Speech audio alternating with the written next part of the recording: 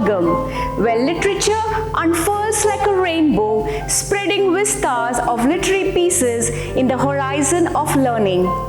English literature not only opens up a world of inspiration and creativity, but also in developing skills for today's global environment. It's a gateway to discover how literature makes sense of the world through poems, stories, travelogues, and plays. Literature is a foundation of life. It's a platform for an individual to express his or her ideas through language. Literature is a journey into our past which allows us to keep great traditions of art alive in the present. It's the pieces of writing which can be viewed or designed. As we know, a mirror reflects the outer appearance of a person or thing in front of it. In the same manner, literature reflects the words of the writer. The world of literature has undergone rapid dynamic changes over the years, but fairy tales and stories are a genre of writing. Fairy tales and kids gel with each other like sweet honey. They make a perfect match. Stories play an influential role in the cognitive development of children. It is the window to imagination, wonderland, and fantasy. Children are transferred to their innocent kingdom of everlasting joy and happiness. In fact, it's like a roller coaster ride, unwinding surprises, twists and turns all through the journey of stories. And here, at this juncture, a Danish writer flashes my mind. He is Hans Christian Andersen from Denmark. His lustrous stories have achieved worldwide renown. He is widely remembered for his literary fairy tales.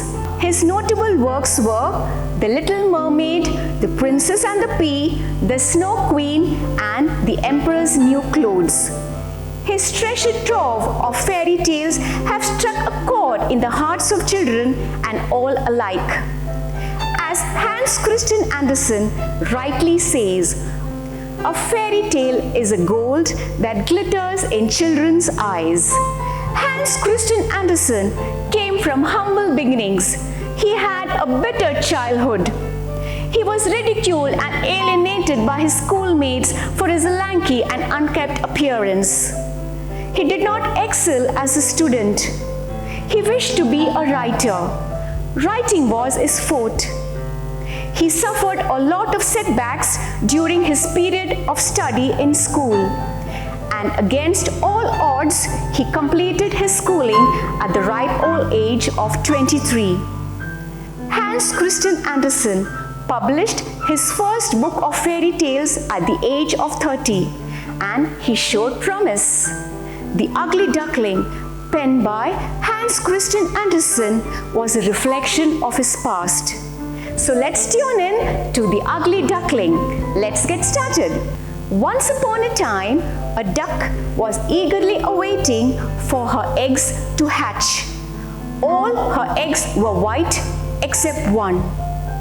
Finally, the day arrived. The duck became the mother of 5 little ducklings. One egg remained to be hatched. After a few days, the egg hatched and came out an ugly duckling, much to the horror of everyone around. The ugly duckling was looking strange, and she was mocked and teased by all the birds. The ugly duckling said to herself, "Why am I looking strange? Why everybody is hurting me?" The ugly duckling was sad and dejected. She fled home to search for a place where she belonged.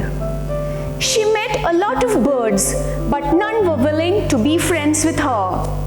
She was in dismay. Once, an old lady found her and took her home and kept him in a hutch. There, the woman's hen gave a scary look to the ugly duckling. The ugly duckling was in tears again, and she fled and hid herself and hid itself in the reeds. Suddenly, she saw a flock of birds flying in the sky. She wished to be one of them. She wanted to be with them. She longed for love and affection. Days passed, winter set in, and the duckling was shivering with cold. A farmer found her and kept her safe until spring. When spring set in, the farmer took the ugly duckling to a nearby pond and released her. The duckling looked at her reflection in the pond, and behold, something wonderful had happened. The ugly duckling had transformed into a beautiful, mature and graceful swan. She was thrilled and delighted by her new look. She made a lot of friends and she was happy and content. And the swan lived happily ever after. As I leave, a quote by Hans Christian Andersen: "Life itself is the most wonderful fairy tale, bringing the feeling of magic and wonder wherever it's placed." Thank you.